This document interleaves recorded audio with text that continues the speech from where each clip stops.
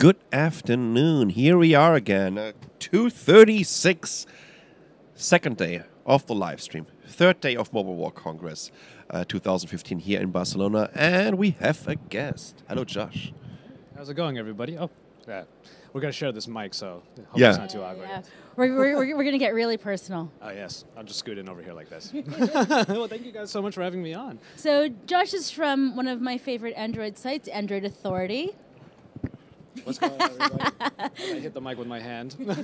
You actually just roped me in like in the last 5 or so minutes or something. I was just walking around and you said, "Hey, come on over," and then. Yeah, well, Miriam was supposed to be on, but then she kind of got a little exclusive NDA pre-briefing about a product we're not allowed to talk about on the air. So okay. we sent her over, and since you were at Samsung, we thought, get in here. Yeah. Spent some extra time with them. Obviously, we were able to get our content with them, but we just want to get some extra videos out, and obviously you're going to be seeing them on our site. But yeah, we were there for about an hour, getting to know the two devices even more, did like a color comparison, and, kind of just had a little bit of free time over there, really. So a lot of content coming from us there. So what do you think? Okay, which one do you want me to talk about first? The only one that's interesting? Okay, see, we had this argument already. And we know which one this is. Yeah, well, okay. So the S6 Edge, which, by the way, is the hardest thing to say consistently on videos, it is a very unique device, and I do like it a lot. Do you want me to hold the mic at all, or do you want? Okay. It is a very unique device. It takes what the Note Edge did on just one side and puts it on the other as well. There's a people widget that's on the side and everything. There are some functions to it that might prove useful, but to me, the only real story behind it is that we have made a new form factor that actually doesn't feel too bad. Because the Note Edge was the hardest thing to hold, in my opinion. I couldn't hold it at all. Yeah, exactly. I thought the design was just completely wrong. Well, I'm also waiting for the ticker area, that one edge, Yeah. to become a place for ads, and then I'm going to hate the phone. I'm really waiting for that, because that's what it feels But like. here's the thing about the S6 Edge. Is it really, in terms of usability, is it an upgrade that you have these Edge sides? Yes, they can get some icons on there on the side, right? But would I really use it? Is it very usable? No, not at all. For me, it's just a design aspect. Yeah, absolutely. I mean, even when I hold it, I felt like they put the display on the wrong side, maybe. Because, when it's curved in your hand, it feels so good with the display facing in. So then when I look at it, it's the back, which is a mirror. And then I'm like, what? I'm just looking at myself? What a weird phone. You can just take a lot of selfies and don't care about messages and phone calls. I can just look at myself on my phone constantly. This phone gives you time, and it takes amazing selfies because it has a 60 megapixel and the only optical image stabilized selfie camera.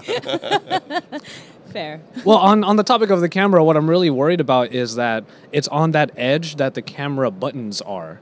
And I really hated that about the Note Edge. It was so hard to hold it, especially with one hand. Yeah. Oh, yeah. it was the worst. But I'm looking forward to seeing what the response is with the Edge. But to be honest, I'm actually really happy about the way the S6 itself is, because this is now the refinement of the design that we have come to really dislike over the last couple of years. And every time I hold that phone, and we said this a lot already after we did 2 podcasts together, it just feels really right. And that's and I like it a lot. The only thing that I really don't like is the big protruding camera in the back, and because I feel like that one day I'm going to pick up my phone after sliding it on a table and it'll be shaved off. I'm really worried about that. But When you're in the kitchen with your microplane, you just happen to toss your phone across. I know, right? And then it'll just fly off in slow motion. But yeah, I do like the other thing that I like about Samsung's presence here is that they have just pretty much focused on those 2 phones. I haven't had to film 5 different tablets or a bunch of different mid-range devices. Yeah. It really feels like they believe in this version of their flagship, and they want to make that be the focus. Well, they have to. Well, of course, but because the Galaxy, the S5 was a little bit underwhelming in terms of the numbers, right? Absolutely. So the S4 is much more popular on our side than compared to the S5. Yeah, and even the S2 sometimes gets a good amount of play. I mean, well, it's more popular than the HTC One M8. That says it all. Well, it was sort of the phone that started it all for them, So I can see that happening, and there are probably a lot of people who still have that phone. To be honest, I would still rock an S3. So it is. I think I have a cyanogen mod on mine, right? It still works, and I got this bigger battery. The almost 2,000 milliampere The hour Mugen battery. one. Yeah, Yeah, the Mugen. No, not the Mugen Not the one. No, I Mugen. got the original one from Samsung Oh. that came with a different lid. Remember that it was like a much thinner. The overall body was very thin, and then it got a little bit more bulky Yeah, around the that's right. camera.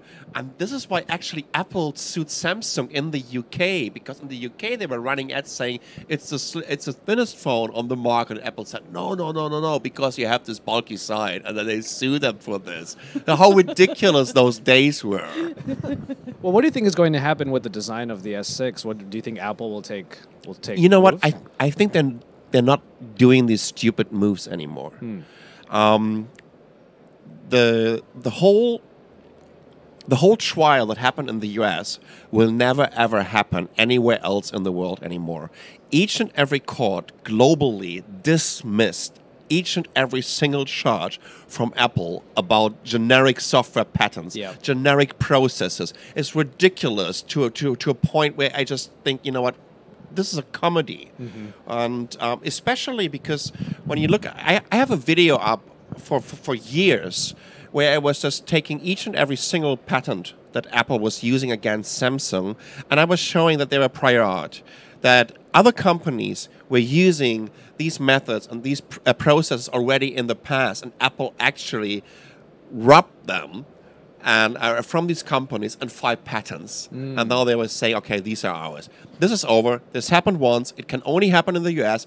It can only happen with this kind of legal system with a jury, Yeah. right? And it will never, ever happen again. So Samsung paid, like, how much was it? $1 billion? Yeah, I mean, they don't care about this. So Yeah. they paid $1 billion for this. I feel that way, too. It's adding on.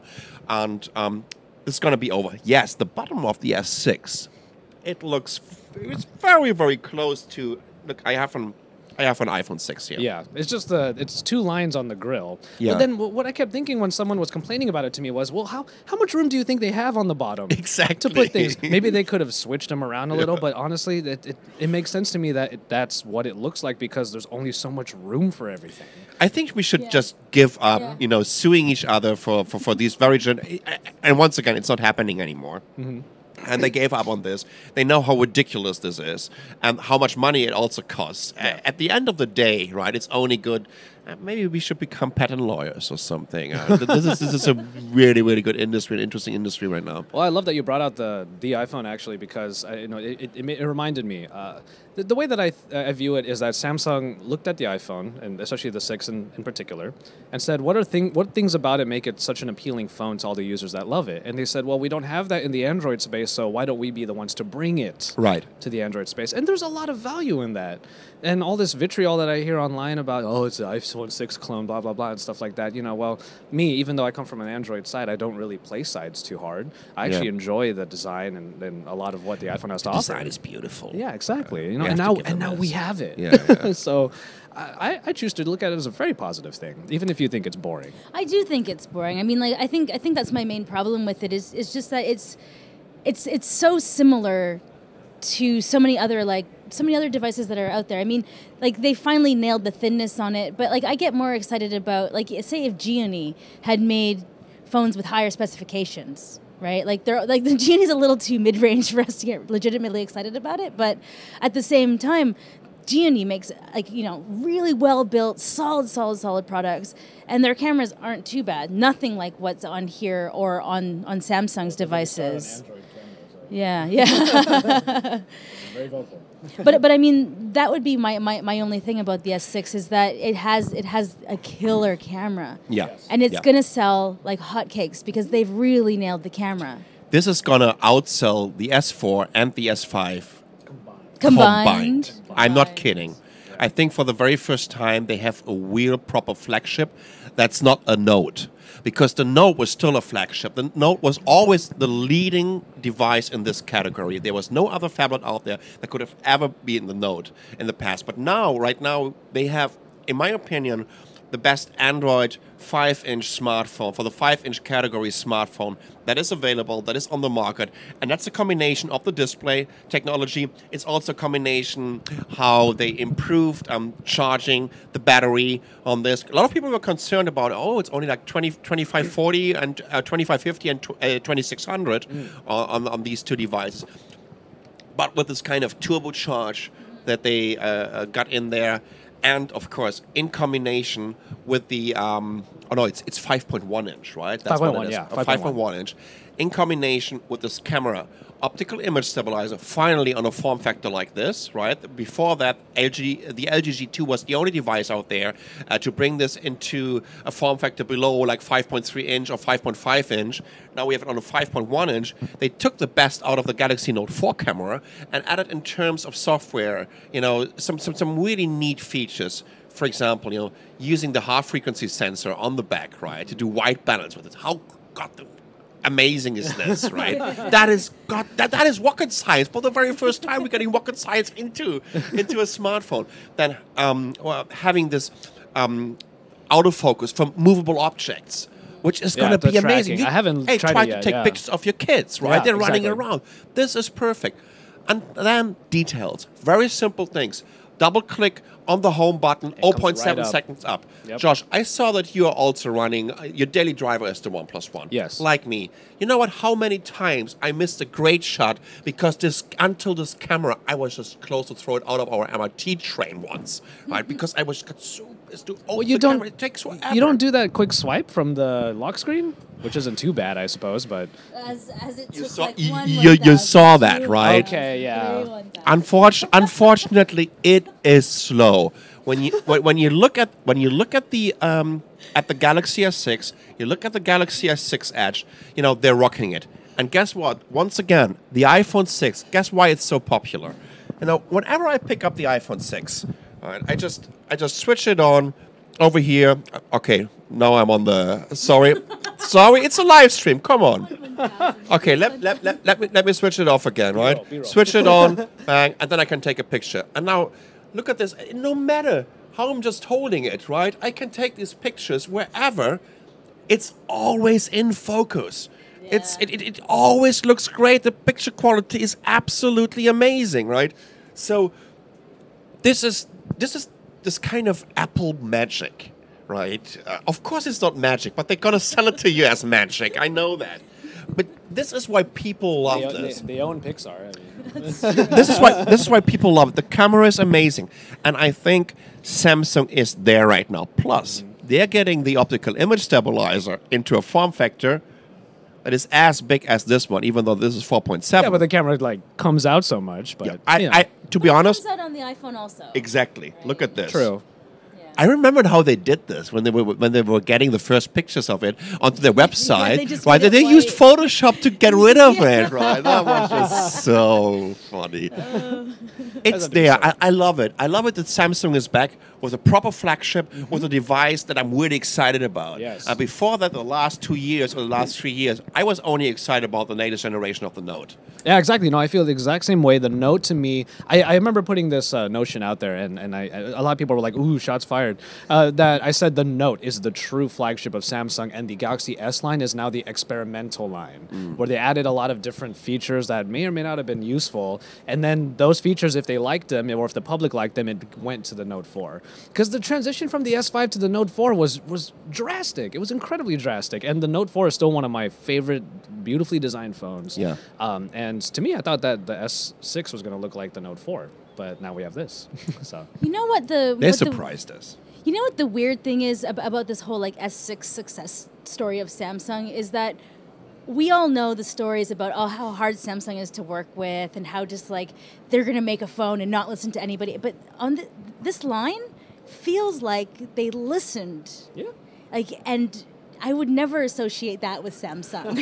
And also with the software. Also You have with to the give them this. software, They yeah. took a step back on TouchWiz, finally, after Yeah. people complaining for it Everyone for was 4 bloody. years. Are they still calling it? I heard a rumor that they were, well, not really a rumor, but someone told me that they're not really trying to push the TouchWiz name so much on the software, or am I out of line there? I had, yeah. Is it a kind of negative branding It could be. because of all these rants I think TouchWiz was still a proper good launcher, right? If you, let's say, not from our perspective, but from the average user that's going into a telco, is getting a new contract, getting a new phone, Samsung was just delivering an ecosystem with so many apps and with the great widgets and great launches where you can immediately, without downloading anything from a Google Play Store, you could work this phone, right? Sure, you could use it on a daily basis. For us, it's all about customization because we know how to do this. But for the average user, and I think, I think it's basically based on the very, very tech-savvy and the very outspoken people out there. The bloggers, the journalists, the guys that are doing videos, that TouchWiz got so blamed and so bashed. No, it really did. And I felt the exact same way from before. I never used to be the person that looked at stutter and got mad about it. Yeah. But now with this generation of phones, I've become so... every minuscule detail I notice. Yeah. And I guess I'm that person now. I used to just let them slide because if I still get my task done, even if there's a little bit of stutter, I'm okay with that. Right. But now if I see a little bit of stutter, I'm like, oh. No, fail against the wall, right Exactly against the wall. It's not going to happen with this latest generation of the octa-core. And by the way, I think a lot of people haven't brought this up. The S6 and the components that they're using tells a little bit about a new self-confidence with Samsung. No, I agree. Yes. To ditch the latest Snapdragon to say, you know what, we're good enough with Samsung. We have our own silicon right now. We have the Exynos 7, and it's going to be right up there, and it's going to be very, very competitive. And we look at the benchmarks, it looks very competitive. It does look pretty competitive.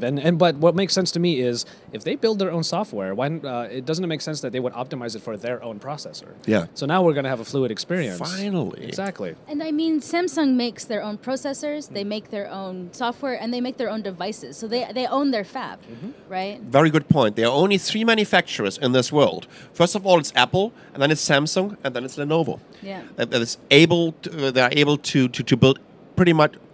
Well, forget about Apple. Sorry, didn't say that. I was just going to say Foxconn, Quanta.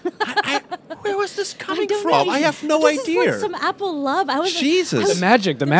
The The magic rubbed got off me. on you. The magic got me. Okay, I'm going to write an Apple rant next week just to balance it out again.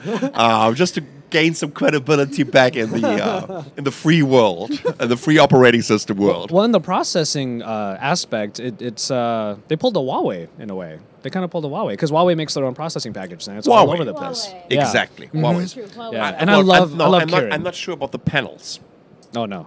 because Samsung builds the panels. Yeah. Yeah, you're right about when it comes to the rest of the device, it is definitely still all Samsung. So actually, forget about Lenovo. It's only Samsung. Well, no, but I mean, like Samsung, but if we- Lenovo is not building panels. But if too. we take the panels away, but at least they're manufacturing the product. Yeah, Right? yeah. Like they own the fab at least. And I guess Huawei would be in there because they have the Kirin. They have Kirin. They've got I like Kirin, and Hot. really. I found it- haven't had that Really? problem, really. Yeah, and I play a lot of games on my Mate 7. Maybe it was just my unit. I mean, when you look at their facilities, I've been there a couple of times over in Seoul, and where they're doing all their mobile development, this is like a little city, right? I don't know how many tens of thousands of workers are in there. To see this infrastructure and what they're capable of doing, and plus, you have this short distance in between the different divisions, right? You don't constantly need to talk to your Intel, to your Qualcomm, to your Nvidia or whatever, right? Even though we are, even those guys are having teams with the manufacturers, right? But still, right? They have it all in the house. We're talking about engineers that are working together for many, many, many years, and now they're finally, once again, confident enough to say, we are building a Samsung product, and everything is coming from Samsung pretty much. Well, besides maybe Corning Gorilla Glass if they put it on there, right? But this should be the only component that's not from Samsung. Yeah, that's true. And I mean, obviously, we're going to see what the response is. We'll have our own responses once we get our hands on the units and whatnot. But this is the first time I'm actually really looking forward to getting my hands on it. Yeah. I didn't feel that way with the S5. The S4 was a whole different situation altogether. But this one, I'm like, 3 weeks from now, please Samsung, give me one now. I want one. So now let me ask you guys a question that I've been asked a couple of times in some interviews. Apple has an event next week. okay. What here do you think will compete with the launch of the Apple Watch? Oh, the Alcatel One Touch, obviously. No, well, as in terms of the Apple Watch, I haven't followed it too much. I personally think it's not a very well. It doesn't look that great to me, honestly. And with all of the smartwatches that we've seen here at MWC, that's a really good question. Yeah, it will outsell each and every single one of them, and of course also all of them combined. Yeah, I mean, it's hard because you just realize that like Apple could do anything and people would buy it, but at the same time, like, is there anything here that kind of knocked it out of the park in terms of like usability? And I know that as much as I want to hate on Apple, I know that what they're doing with their software seems very Something's useful. gonna happen. Well, that's what I It's mean. very useful. That's what I mean. Android Wear as an operating system, I don't want to say it's like crippled, but it's focused on one very small aspect of the overall ecosystem. It's just being more of a notification center and maybe some applications in there, yes, but compared to what Apple might be able to do in a watch form factor, given how good they are at their own software, I'm expecting the Apple Watch to have so many more capabilities than pretty much every other Android Wear watch. And that's the reason why I think they're on two different scales. I think Android Wear is a notification center which got overcomplicated, right? Because basically the way we're using it is nothing more than we're using our Pebbles. Yeah. Nothing more. But you know what, the way I have to swipe on this and go through all of this and these cards and whatnot, it's not there. And I think the biggest problem is that when you look at Android Wear right now, when you're also looking at the Android Wear hardware, it's basically downsizing a smartphone. Yeah, we have Qualcomm Snapdragon 400s in there. I mean, what? Are you kidding me? Putting them into a wearable, right? And this is why we're getting these battery lives out of it. This is no optimized silicon for a wearable that we're putting into a wearable right now, into a smartwatch right now. When you look at Android Wear, this looks like a downsized Android version, right? Just or let's say a downsized Google Now with a little notification layer on top of it, and which is also kind of hard to use in terms of the user. Hey, seriously, the usability sucks. We need to be very, very honest about this. Have you seen these people as soon as they got like 10 notifications over there, and then you see them swiping like for a minute on their wrist? It is ridiculous, and no one is really bringing this up. I want to try and bring back a little bit of positivity to Android Wear, but I realized I can't because I'm wearing a Pebble right now, so I can't do that. You know why this is a better device? Because they haven't built an operating system for smartphones before. They've never had a smartphone in mind. They had a different perspective. Yeah. Exactly. And well, for me, tactile feedback is very good. I love the buttons and everything like that. Absolutely. So that's good. So I have to ask you, Josh and I were at HTC Frequencies, and we're in the sessions, and he's like, Nicole. You gonna get a time? You gonna get a time? Yeah, I remember this. I wasn't the only one who got it though. You and Michael Fisher. I did. But the thing is, now that the show is here, do you regret getting the time now that they have the Pebble Time Steel? No, because I can just add another $80 to my pledge, and actually, it's another $250. Well, no, I already pledged for the 179. I pledged for the 159. Oh well, that's the thing. You know what? Actually, I was in the first 1,000. It wasn't even 1,000 units. But then they went up to 30,000 for the early bird pledge, and I was like, all right, I'll get it in a couple hours and gone. Well, now my plan is like $420 with a steel. Yeah. Right. Yeah. I know. But if you've already pledged, you just have to add the money in that will allow you to get the steel, which I'm going to do. Here's something that I have to give Android Wear. This is why I ditched my Pebble. First of all, the LG G Watch R looks better, and the Asus ZenWatch looks better. I love the ZenWatch. The devices, they just look better, in my opinion. And I also have a Steel. But still, also with the time, it's still, to be very, very honest, and they're going to hate me for this. Uh-oh. It still looks like that the artist who also did My Little Pony was designing a watch for kids. Totally. A little bit. Well, not this. Well, it is a little bit too comic-y. I don't know. It looks like a cartoon watch, and that's why I was making fun of him, because I kind of felt like it was a child's watch. And then when you look at the different colors of the display, like I found out that with the panel that they chose, they could only do pastels. Right. That's a very good point. So they optimized the display in order around like orange for upcoming and then blue for past, but they could only stick with like a 60 color pastel range, which is like kind of foo-fooey. It's a Game Boy. It's a Game Boy Color on your wrist. It's a Game Boy basically on your wrist. That's a really good point. It's a Game Boy watch. I would love to have a Game Boy watch again. When I was like 12, I had a Pac-Man watch. No. Really? I was the king of the schoolyard with it. Trust me. Nice. Okay, so the shape of the watch, I can see where you're coming from with that. Bubbly, I just don't know. Well, but to their point though, so is the Zen watch. It has a little bit of that bubbly, pebblish look to it. No, it's just that the Zen watch seriously looks to me like an Italian designer was doing a Swiss watch. Well, given color and material. Yeah. Do you think the steel but also how it's carved on the side, that looks really good. It's got that two-tone, the leather, shiny the stitched leather, right. they were the first ones to do the proper stitched leather band, right? And plus it was very soft. It feels like really good material. So the steel doesn't sort of take away your thoughts on the Pebble Time? Does it still look cartoony to you, except it's a little bit more sturdy? It looks better because it doesn't have like these weird color schemes, So I don't know, but the thing that when I was on the Android Authority podcast, I ended up kind of calling you guys boring. I did. She was bored with our conversation, she said. But then Sasha did the exact same thing. I always find it so messed up that you guys comment, oh yeah, there was a proper leather band. They've been making they've been making watch bands for over 200 years. And how is it that a technology company hasn't figured out that they can just go to the corner store, or, they go to any watch shop and get a band? Look at the new LG watch, Urbane. They got it. They got it right. You're right. Yeah. It looks good.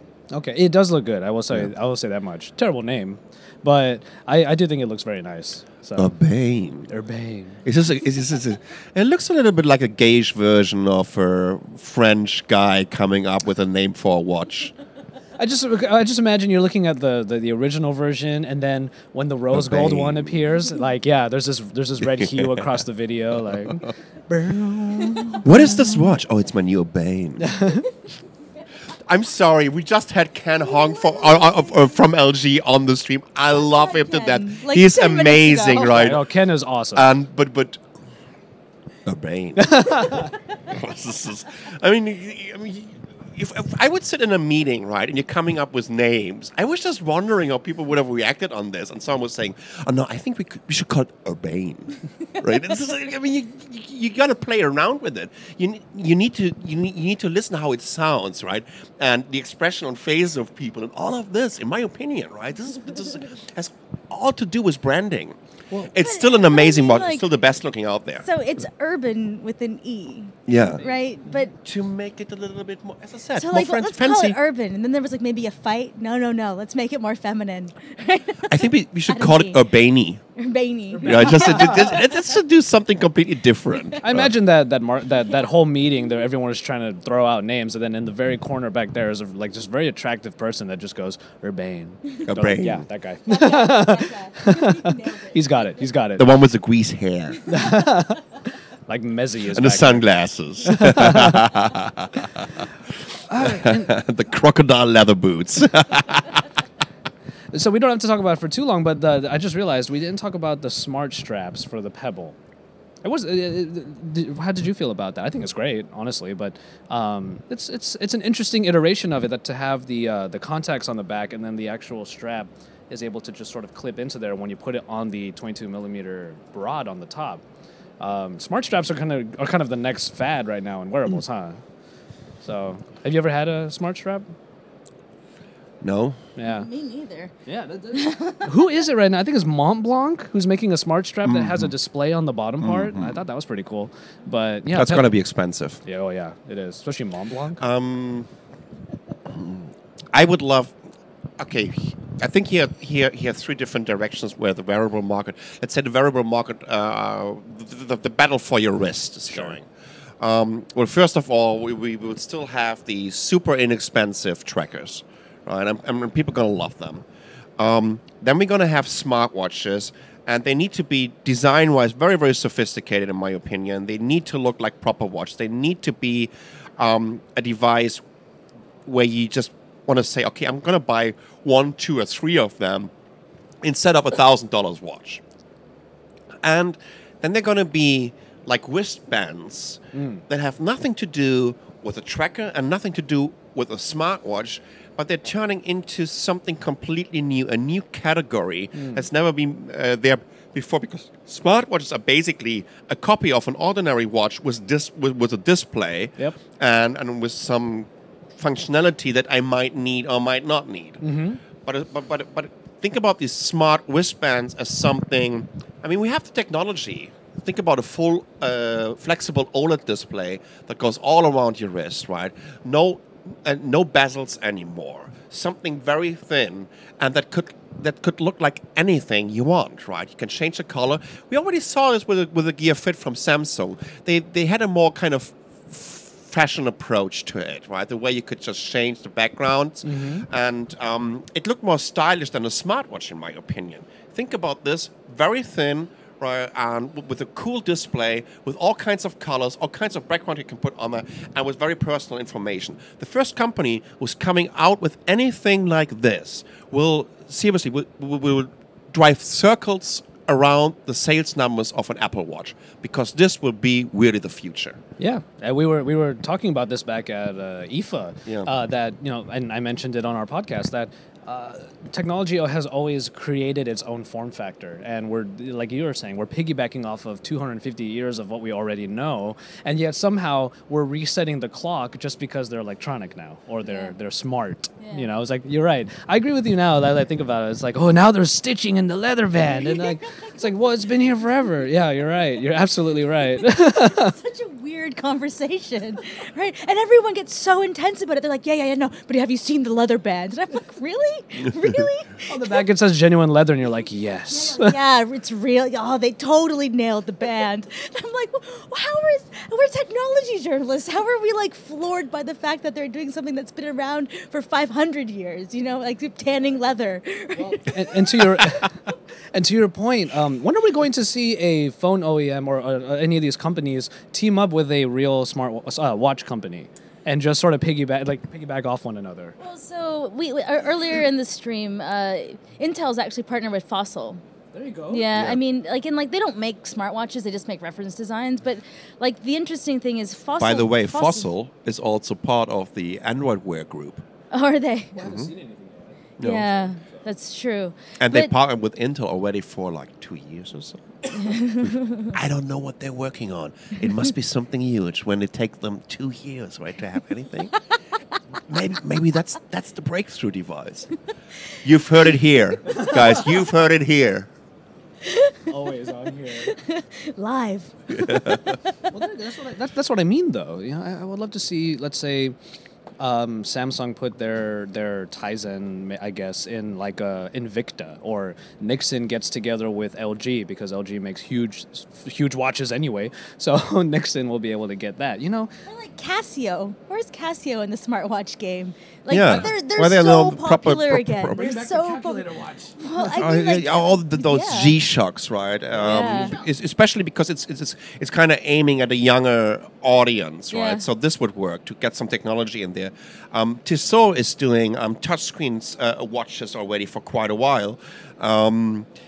There is this rumor about Tech Heuer coming up with the smartwatch. We were and the rumor is even that Intel is somehow connected to this, which would be really interesting. But after our talk this morning with Aisha Ildenis, who is part of the business development and strategy with fashion and wearables and technology, I'm pretty sure that all of these guys are working on this. So what the big manufacturers are doing right now is getting together with designers that are coming from the fashion industry, and getting together with designers that are coming from the jewelry industry, and watches are jewelry.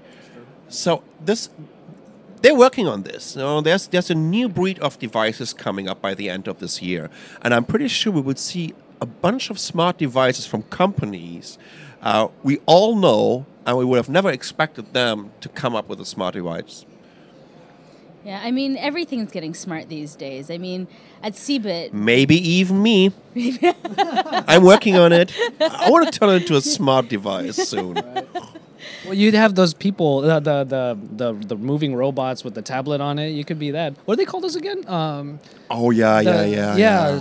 What's that called? The People, yeah. Yeah. This is also a Kickstarter thing, right? The remote people, or whatever this is. Yeah, exactly. One came up to me earlier, and I was freaked out. Did they try to touch you? No. You know what? They just need to bring the price point down a little bit, right? And then I'm going to send one of these to Aoife, and I'm going to stay back home. Well, it was like a really pretty girl with a headset on, and just came right up to me when I was like just standing at the booth and goes, "Hello," and I was like, "Hi." What do you want from me? It's kind of creepy, but what's going to happen? I see so many industries where it could really work out. Think about it in the service industry. Think about you coming into a hospital, right? And you just can monitor you when you're in the hospital, actually.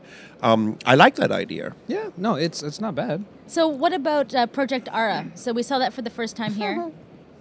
We were able to mess with it. I actually was at the Marvell booth just now, and apparently I was the only journalist to get a hands-on. Ooh. I'm not allowed to show the video to anybody.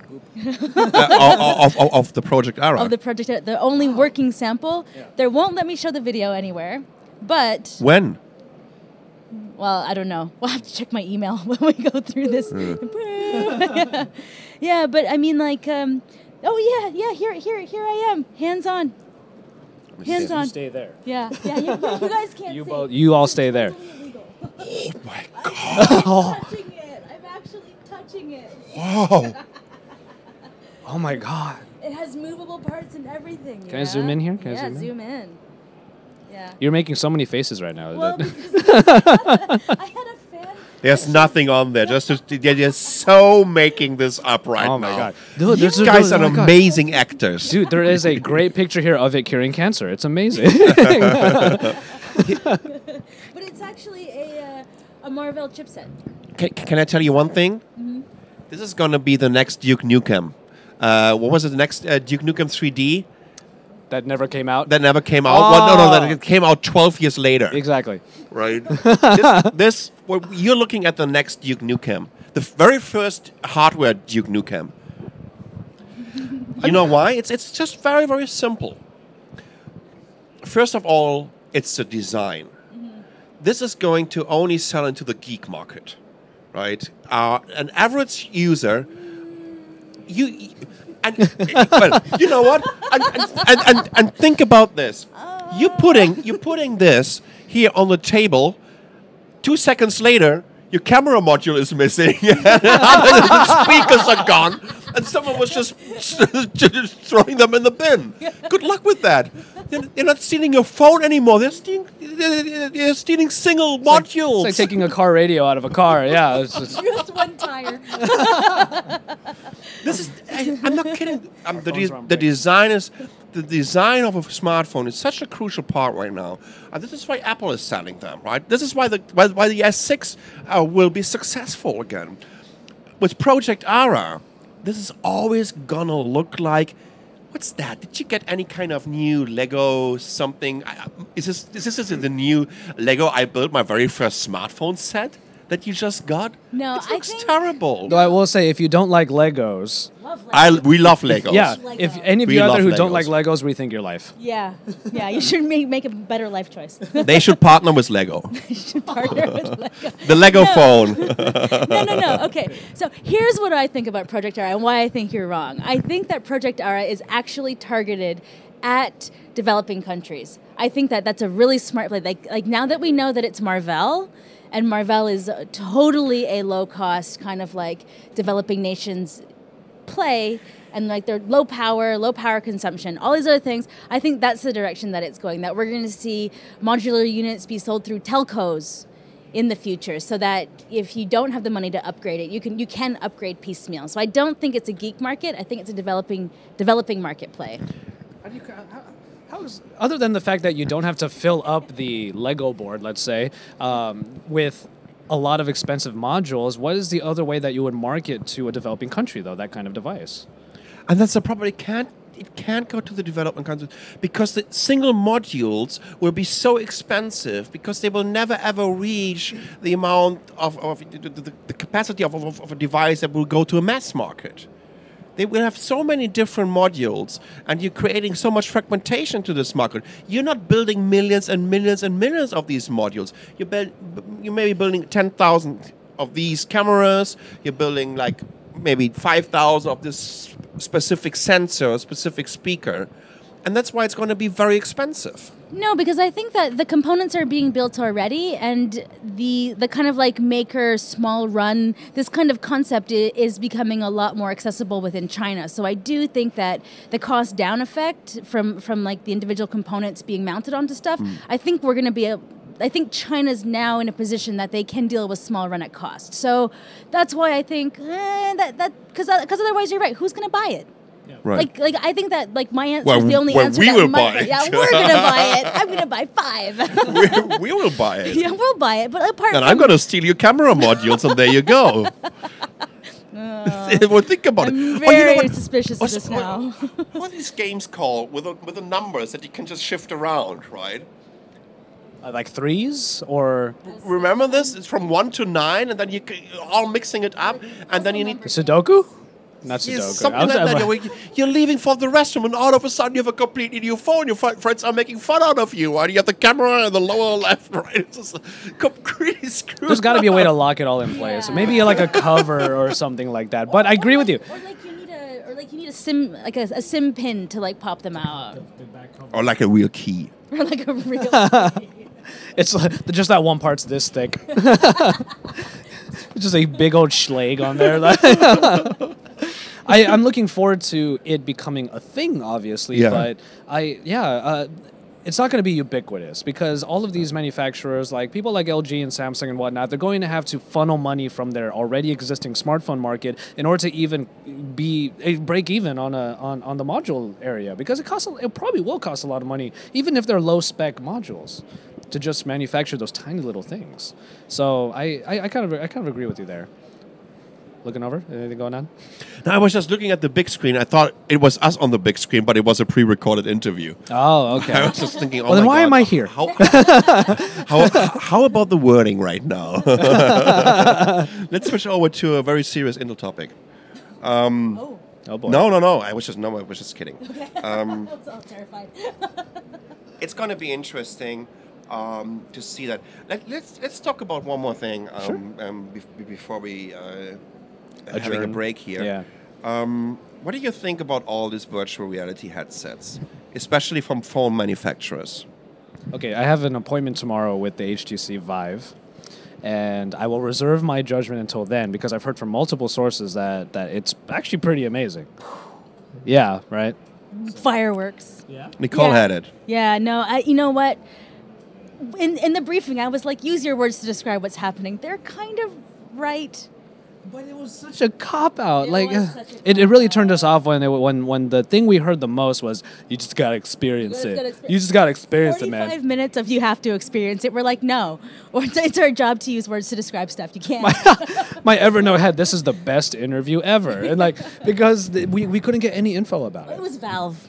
Basically, right? Like HTC partnered with Valve, and Valve stood there and was like, GDC is coming. We kind of want to save the big announcement for that, and not so much at MWC. That's not a game developer, or it's not the really appropriate place for a huge launch of this. So I think that makes a lot of sense. But it is a room, right? So you actually move around, and I think that's the thing that is the most interesting about it, because I actually get nauseous with virtual reality, and whenever you have this thing in the chair, right? The way that I guess the reason why it must work is that in the chair, the VR, it's trying to trick your brain that you're moving, right? Or that things are happening, that you're right. But if you're actually moving, then your brain's not being tricked. You're actually moving, right? So is that one person who puts it on, starts running, and goes, "Oh my God, I'm running." no crap. Like, yes, you are. So, but yeah, no. Mobilegeeks coverage Okay, so of the last MWC one that I actually 2015 used is powered extensively by was the Gear Asus. VR for the Note 4. And I did think it was a really cool concept. I did not. Hey there, it's Miriam with Mobilegeeks. We're here at Mobile Congress 2015 at ZT's in that regard, I do booth, think and I'm that here with Vive Raymond is going Rand. to open up He's the a senior little bit. Yeah, it sounds like that's what it's director doing of quite marketing. well. But That's it. the only thing that really got me was these VR So, headsets we obviously have the are perfect still person to talk about so product, early and you in know the it's stages all that about the product things for us. I want to be So virtual you're are announced still 3 not a part devices. of any Can you tell us a little about... I want to be able to. If you're going to say Valve to my face, I want to play my Steam games on VR, and I cannot wait for that to happen. But it just doesn't feel like it's going to anytime soon. That's the thing. They've done some amazing things in the demos. Okay. Right, and apparently it's HTC and Steam, both of them. They wouldn't identify who did what. But at the same time, like this, it's a whole new VR demo that I haven't really experienced before. I mean, and I loved Samsung's Cirque du Soleil one, right? And like, there was the trapeze people coming from around, and you turned around and you kind of saw, there's a creepy guy right behind my shoulder, and that was like kind of fun and interactive. That was a real thing. He was right there when you turned around, and there was literally the. Yeah, I did that with the Gear VR. Which is cool, right? Yeah, which is kind of cool, but at the same time, I didn't want to be doing it for that long, right? Like, I didn't want to live in the Gear VR headset. And I'm like, well, what else are you going to show me? Like, we can have a trailer. I'm like, I don't really, content me. And I'm glad that HTC did partner with Valve, that they're going to be dealing with game developers to have a consumer launch, right? That's exciting. Which company is going to be the first one to really make a difference here? Who? Probably Sony. A company like Sony can do this. First of all, they have the technology to do it.